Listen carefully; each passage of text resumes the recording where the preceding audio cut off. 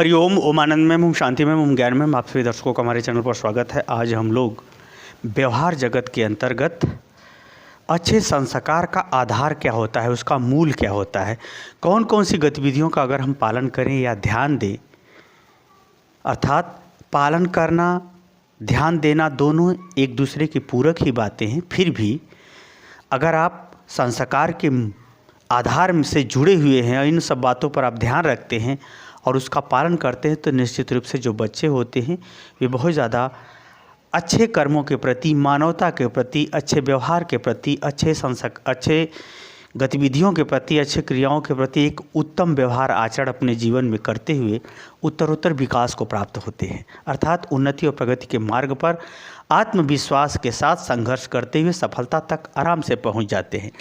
तो इसीलिए हमको ये बहुत ज़रूरी है जानना कि वास्तव में अच्छे संस्कार किन आधार पर टिके होते हैं या कौन कौन सी गतिविधियों का अगर हम पालन करें, उस पर ध्यान दें, तो हम बच्चों के भविष्य के लिए हम उन्हें अपने आप से और उनके दृष्टिकोण से भी हम सुरक्षित और सफल बना सकते हैं। तो आइए इन्हीं सब बातों को हम लोग इस वीडियो के अंतर्गत डिटेल में समझने का प्रयास करते हैं कि अच्छे संस्कार को किस प्रकार से बच्चों में डाला जाए। अब आता है कि संस्कार का अर्थ क्या होता है। जैसा आप लोग व्यवहार में समझते हैं, वही संस्कार का एक व्यवस्थित रूप होता है। अर्थात संस्कार बालक के जीवन के निर्माण हेतु जो हम अच्छे ढंग से खान पान, रहन सहन, बोली भाषा, अच्छे कर्म, स्वभाव, मन और वेशभूषा इत्यादि को सिखाते हैं, बताते हैं, समझाते हैं, उसी को क्या कहा जाता है? संस्कार।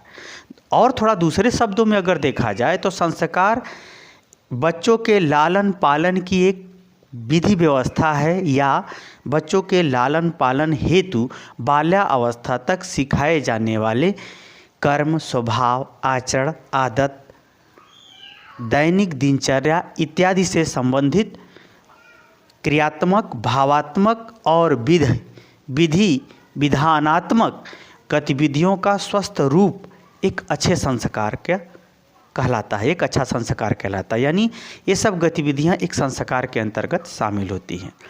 और थोड़ा सा और सरल शब्दों में हम देखें तो संस्कार का तात्पर्य बालक के जन्म से लेकर बाल्यावस्था के अंतर्गत सिखाई जाने वाली वेशभूषा, खान पान, रहन सहन, बोली भाषा, सभ्यता का जो विधि विधान ढंग होता है, वही उसका क्या कहलाता है? संस्कार कहलाता है। अब हमको ये देखना है कि हम अच्छा संस्कार कैसे दें, अच्छे संस्कार में कौन कौन सी गतिविधियों का पालन करें। तो आइए एक अच्छा संस्कार देने के लिए किन किन बातों का पालन करें, किन किन गतिविधियों का पालन करें, इस वीडियो में हम लोग उसे डिटेल में समझने का प्रयास करते हैं। याद रखिए, जो वही वास्तव में इस संसार में जगह है जो अच्छे ज्ञान के संग अच्छा आचरण करते हुए अच्छाई के तरफ निरंतर सोचते हुए बढ़ने का प्रयास करता है, वही इस संसार में जगा हुआ है।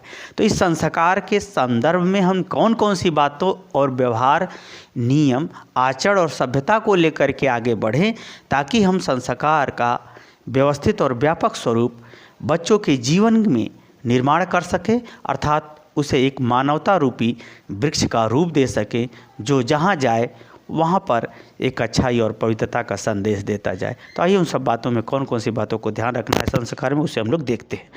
पहला अगर हम बात करें अच्छा संस्कार देने का जो पहला हमारा सबसे बड़ा आधार है वो सभ्यता है।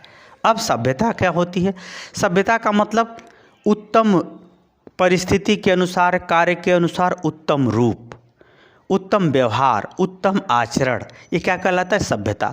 तो बालक के अंदर जब हम संस्कार देते हैं तो माता पिता को अपनी सभ्यता का उत्तम प्रदर्शन करना चाहिए।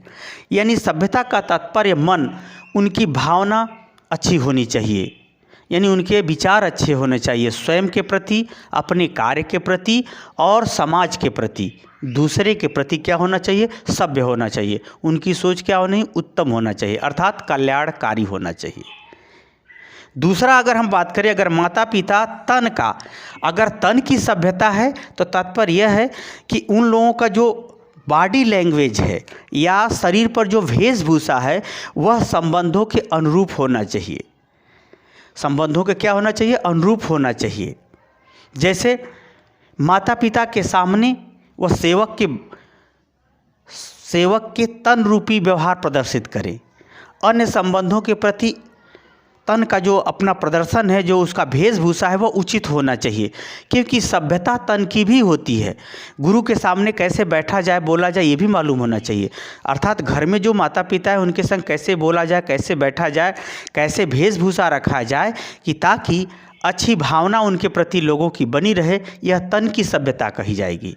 उसी तरह से अगर व्यवहार की सभ्यता है, अर्थात उनका व्यवहार ऐसा है कि जिसे सब लोग खुश होते हैं, अर्थात गलत लोग दुखी होते हैं उनका परवाह नहीं करना है।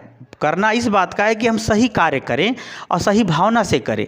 तो जो भी वो व्यवहार करते हैं वह मर्यादित होना चाहिए, सभ्य होना चाहिए, सही होना चाहिए, संबंधों के अनुकूल होना चाहिए, संबंधों के अनुकूल भाषा होनी चाहिए, क्रिया होनी चाहिए, संबंधों के अनुकूल उत्तम महत्व वाले कार्य होने चाहिए।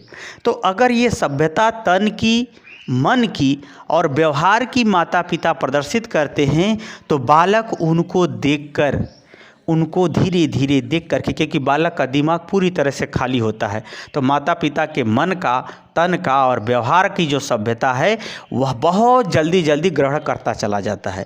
हालांकि उस समय तो कोई रिएक्शन उस अवस्था में करता नहीं, लेकिन उसके दिमाग में संचित होता चला जाता है, जो आगे चल कर के अनायास ही वैसा व्यवहार प्रदर्शित करने लगता है। तो यहाँ पर तन और मन और व्यवहार का सौंदर्य, उत्तम रूप, उत्तम विचार, उत्तम भावना, उत्तम कर्म ही प्रदर्शित करना चाहिए, तब उसका जो है संस्कार अच्छा बनेगा। अगर हम इसके बाद देखें, दूसरी बात है जो उपासना। उपासना बड़ी महत्वपूर्ण है। उपासना का मतलब होता है, जैसे आप ईश्वर की उपासना हकीकत में वही करता है जो ईश्वर के नियम को मानता हो, उस पर विश्वास करता हो और उसी के अनुसार कर्म करता हो, वही ईश्वर का उपासक है। जो कर्म नहीं करता है, सिर्फ भजता है, उनकी बात को नहीं मानता है, वह आधा अधूरा उपासक है। उस उपासना का कोई विशेष मूल्य न विधाता देते हैं, न अच्छे ही लोग देते हैं।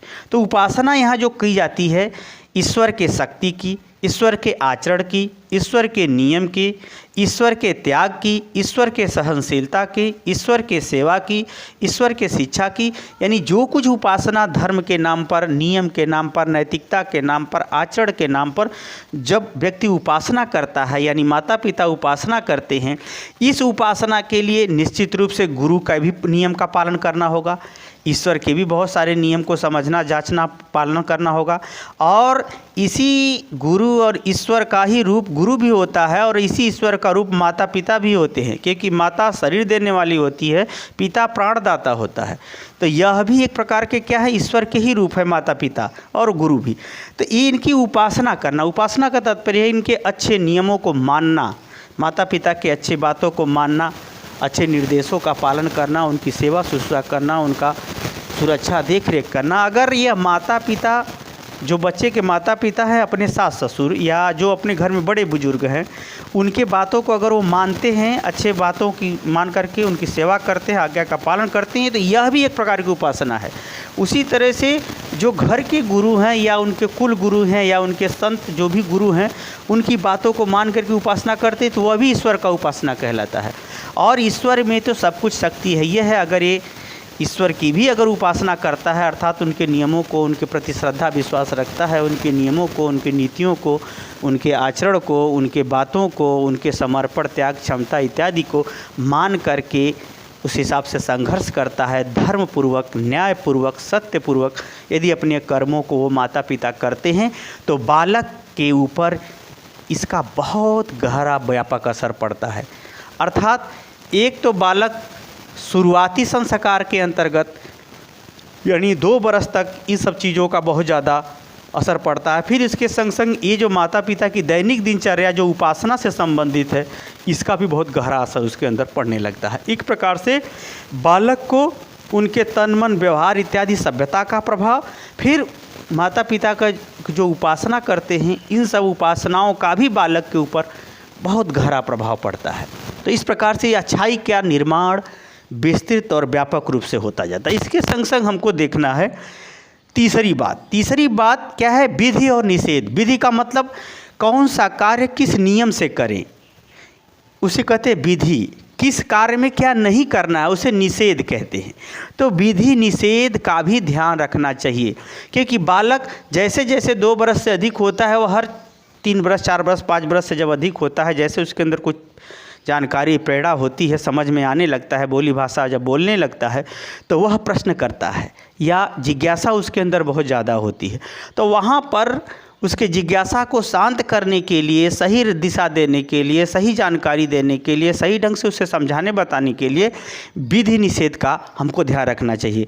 यानी किस कार्य में क्या करना है यह भी जानना चाहिए, किस कार्य में क्या नहीं करना है यह भी उसे बताना चाहिए, समझाना चाहिए, समझाने का प्रयास करना चाहिए, उसे बताना चाहिए बालक को। अर्थात जो माता पिता आचरण करते हैं, जिसको बालक देख रहा है या बालक उनका अनुसरण जब करने लगता है, तो ऐसी परिस्थिति में किस कार्य में क्या करना है, किस कार्य में क्या नहीं करना है, ये सब चीज़ों को उसे बताना चाहिए। अर्थात कौन सा कार्य करे, कौन सा कार्य न करे, अब विशेष परिस्थिति में क्या करे। अर्थात जैसे कहा जाता है कि विशेष परिस्थिति को हम कहते हैं विकर्म, यानी विशेष कर्म। जैसे हत्या करना पाप है, हत्या क्या है, अकर्म है।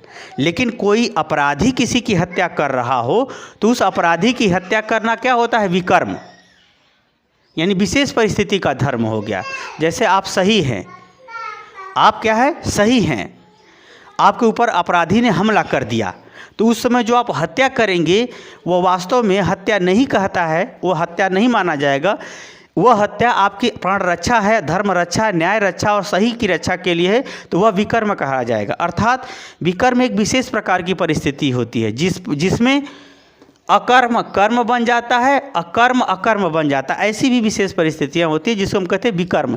तो माता पिता को क्या करना चाहिए कि बालक के अंदर अच्छे कर्मों के प्रति क्या विधि विधान है, नियम कानून है, उसके अनुसार उसे सिखाना बताना चाहिए, और उसमें क्या नहीं करना है, यानी अकर्म क्या नहीं करना है उसे भी बताना चाहिए। तो इस प्रकार से बालक के अंदर एक कर्म के या आचरण के या व्यवहार के नियम का उसके अंदर धीरे धीरे सृजन होने लगता है।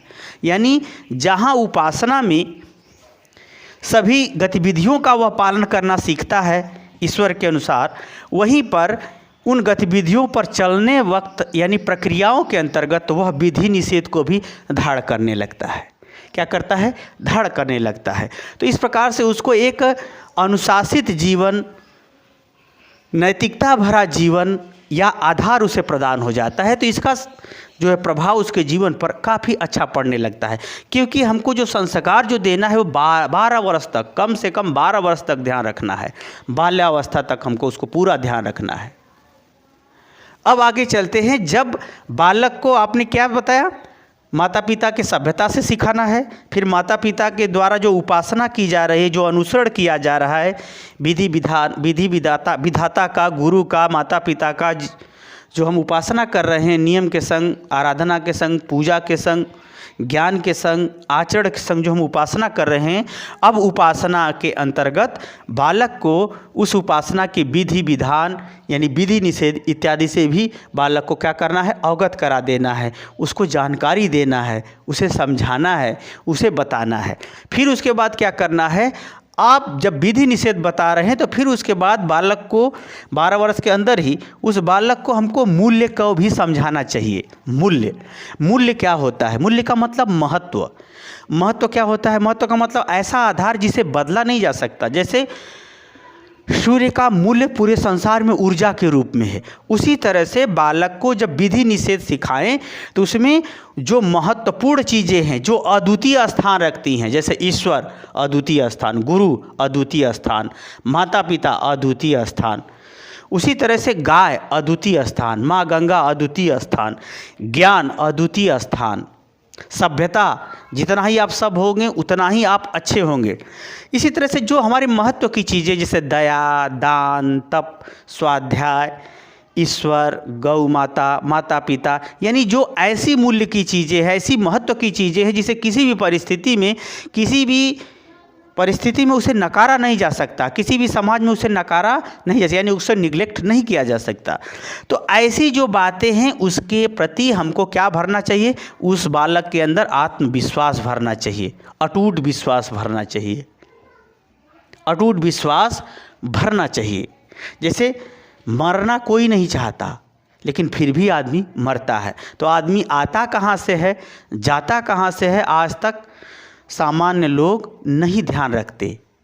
तो महत्व का मतलब यहाँ ये है, जो मूल्य है, जो अच्छी चीज़ें हैं, जो अच्छे व्यवहार हैं, जो अच्छे कर्म हैं, जो अच्छे स्तंभ हैं समाज के या प्रकृति के, उनके प्रति, उस मूल्य के प्रति बालक में आत्मविश्वास के साथ साथ उसमें दृढ़ता, यानी उसमें एक दृढ़ता, एक कठोरता उसके प्रति अपनाने के प्रति, धाड़ करने के प्रति भरना चाहिए, और उसके अनुसार सही कर्म के प्रति प्रवृत्ति भरने का भी कार्य करना चाहिए।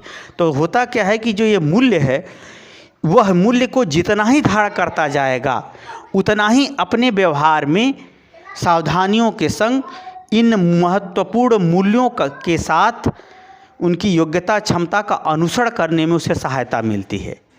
उसे अपनाने में या उसके अनुसार चलने में या उसका पालन करने में या उससे प्रेरणा लेने में उसको क्या होती है, महत्वपूर्ण शिक्षा, समझ, व्यवहार इत्यादि सीखने को मिल जाता है।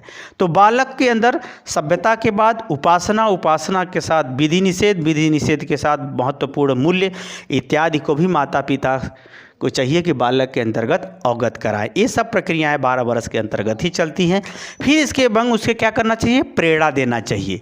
प्रेरणा का मतलब ये होता है कि उसे मानसिक रूप से, भावात्मक रूप से, क्रियात्मक रूप से उसे प्रेरित करें, उकसाएं, उसके अंदर ऊर्जा का संचार करें, प्रोत्साहित दें, ताकि उसकी कार्य क्षमता, सोचने की क्षमता, तर्क की क्षमता, व्यवहार में अपनाने की क्षमता, कर्म करने की क्षमता बढ़ जाए। उसी को क्या कहते हैं, प्रेरणा।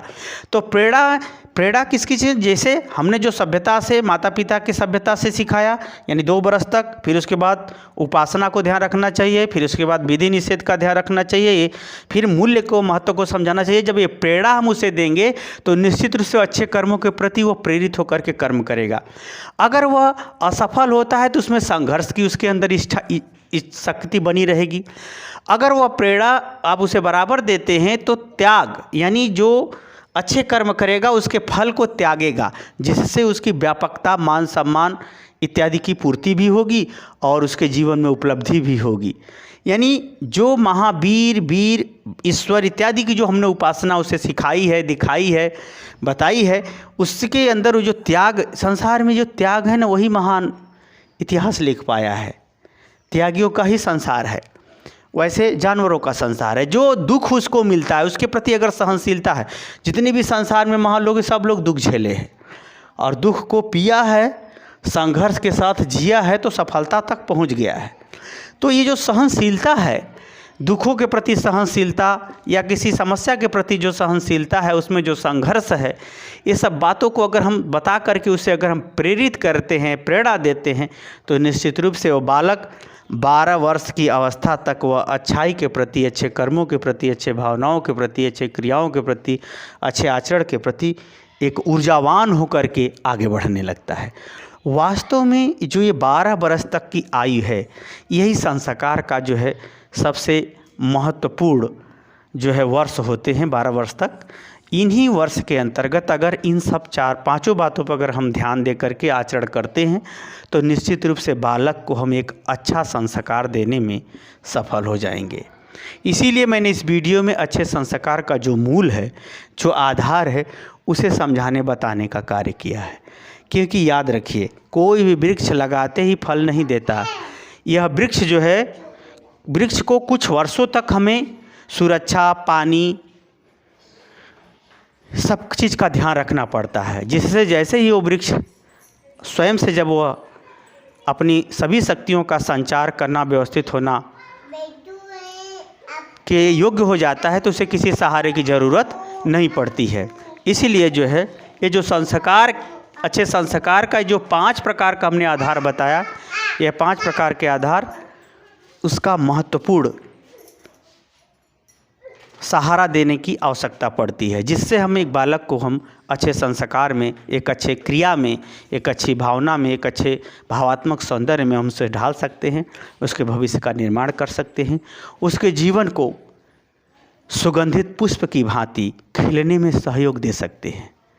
इसीलिए मैंने इस वीडियो में आपको यह समझाने का प्रयास किया कि अच्छे संस्कार का मूल क्या होता है। मुझे उम्मीद है कि आप समझ गए होंगे। समझ गए हैं तो कमेंट बॉक्स में ज़रूर बताइए। साथ ही मेरे चैनल को लाइक शेयर सब्सक्राइब भी कीजिए। हरिओम।